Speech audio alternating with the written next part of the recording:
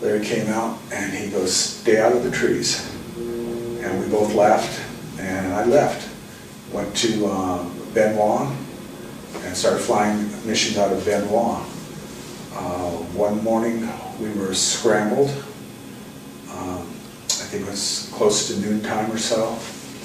And we had to download ammo out of the plane. We took off and went up to a town called Amlock that was under siege. And we talked to the FAC that was in charge, and he told us that there was a suspected gun there. And so we rolled in on target, and we took 6 rounds accurately off the tail. So my pilot, Captain Courtney, took us up in altitude, I think to maybe 5,000 feet, and we rolled back in, and we took 4 hits of 37 millimeter, and it took out our right recip engine, took out our right jet pod. 1 round came in and hit the APU in the cargo compartment, and 1 round came in and hit underneath where the under the flight deck where the toilet was located. First round hit, instinct, grabbed the parachute, snapped it on, walked over, jettisoned the flare launcher, and I saw Greg Corbett trying to pull ammo cans out. And I walked up to him, pushed him back, and told him to get his chute on. And I said, "Plane's going down." We're looking out the windows, and I could see a 3-foot hole in the boom burning. I could see the control cables in there. The right recip was burning. The jet pod was burning. So I knew we were going to go down. I got up to the door where the flare launcher was, and I heard Captain Courtney say "abandon the aircraft" twice. I unplugged my my mic, and I was out the door. Unknown to me, after he said that, I unplugged and was out the door. He told the crew that they were going to fly across the river, which was about maybe 5 seconds away, and there were friendlies on that side. So as I'm in the air with my parachute, I'm looking down, seeing this airplane leaving and nobody else coming out. I kind of panicked and thought I may have jumped early without really hearing it and everything. But then I saw the bodies start coming out of the plane, parachutes opening, and then the plane inverted and exploded. Everything went quiet then, dead quiet. And in my chute, I'm looking around trying to figure out what was going on, and I heard this sound. And so I'm looking up at my canopy, and I noticed that there were holes appearing. And I realized that the bad guys on the ground were shooting at me. So I come down and I go through the trees, and my parachute hangs up and stops me about 2 feet above the ground. So it stopped, got my senses together, unhooked from my chute, and the jungle was so thick that I had to get on my hands and knees and crawl until I came to an area that had a small opening with a dead tree in it. And I sat down there, drank one of my canteens dry, and turned on the radio, and I was listening and waiting to hear 4-1 Alpha come up. And I didn't hear anything. And at this time, we had a FAC circling over my area. So I waited a few more minutes and nothing, and then I called him, and he asked me where I was, and I told him I was in the jungle. And he started laughing. He goes, "Okay." And I told him that he was just passing over me at that moment. And so he goes, "Okay," and turned around, came back, put it on the side, looked over at me and smiled and waved. And he goes, "Take a drink of water." He goes, "Help's on the way."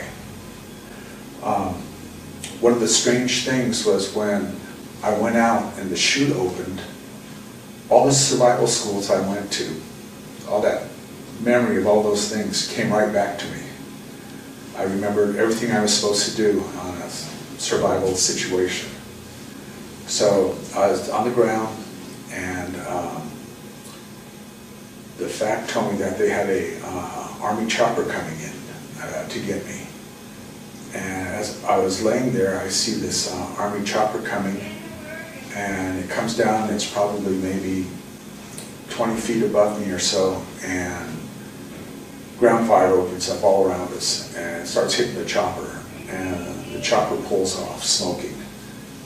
And the pilot in the chopper is telling me that I'm in a hot LZ and that they're pulling off, and they're going to have to, have some strikes put in. So at that time, the FAC told me that there was a Sandy pilots were on their way, and Sandys came in. The lead pilot came in, turned on his side, came down through the little valley there until he saw me and waved at me, and then the other three did the same thing, so they knew exactly where I was. And I described to him the situation. So the Sandy pilots came around, and on both sides of me, they made passes with their Gatling guns, shooting into the jungle. And then they said that there was another chopper coming, and the chopper crew told me that they were a medevac and to pop smoke. So I popped an orange flare, and I'm sitting there, and this medevac chopper comes, and they slide the door back, and to this day I remember the look on these guys' faces. They all had, on their helmets, they had peace signs, and the beads and everything, and these strapped, or they're like a strap that everybody would wear, multicolors and everything, and they had them around their necks and everything, and the three of them opened up with their M60s around me. One of the guys, another one there, threw me a rope, and I took the rope and it had a knot on it, and I hooked it through my harness and wrapped it around my arm and tied it off. Gave them a thumbs up, and they pulled me straight up. At this time I could see where the aircraft had gone down, and as I'm looking into the distance there, I could see the Jolly Greens already picking people up. And so I'm hanging on this rope thinking, oh boy, this is a real e-ticket trip here.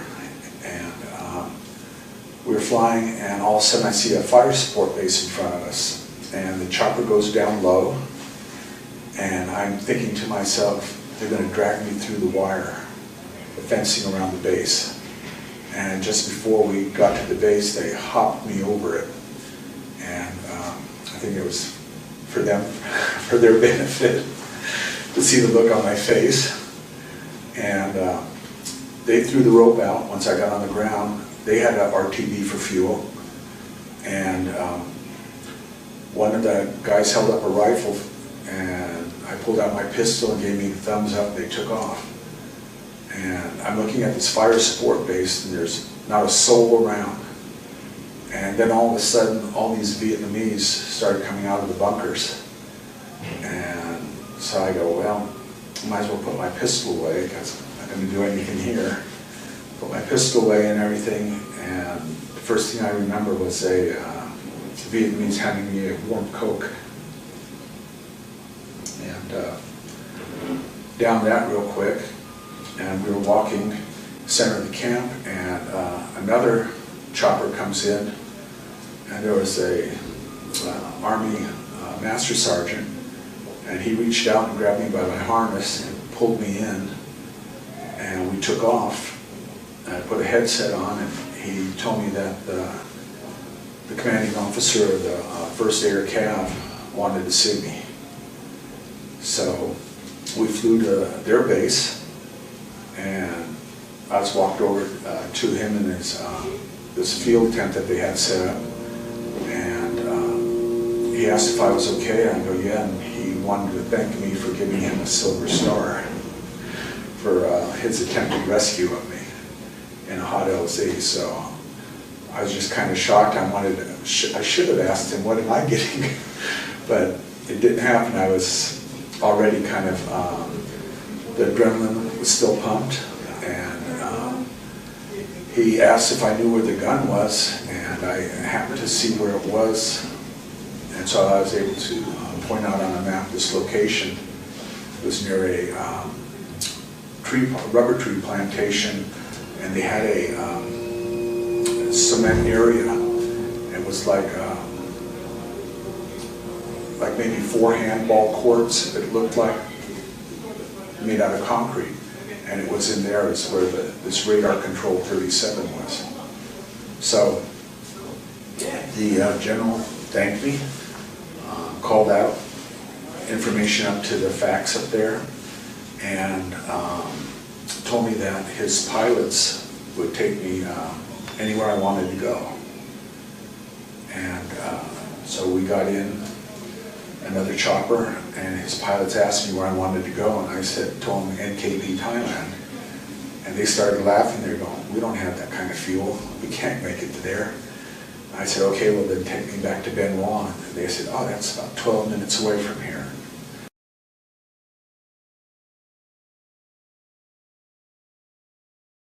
Generals may be fighting their own war, but the American military is looking over their shoulders while they're doing it. Each war zone has its American general. General Hollingsworth is the senior military advisor for Highway 13 and An Loc. How's Arvin doing? Very, very well. Very well. What is your object at the moment? To destroy as many of the NVAs as I can before they get back to Cambodia. Do you think you can? Oh, yes, indeed. We're killing them by the hundreds out there now. Yes. They're on the run. Their objective was to take a province headquarters and a province, and they'll fail miserably. They're now broken up into small groups, east and west of An Loc, trying to get away.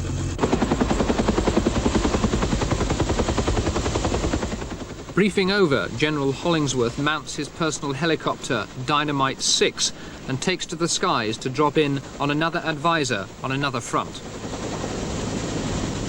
But the general's optimism was misplaced. The battle for An Loc still rages, supplies are short, and far from retreating to Cambodia, the North Vietnamese troops are within 25 miles of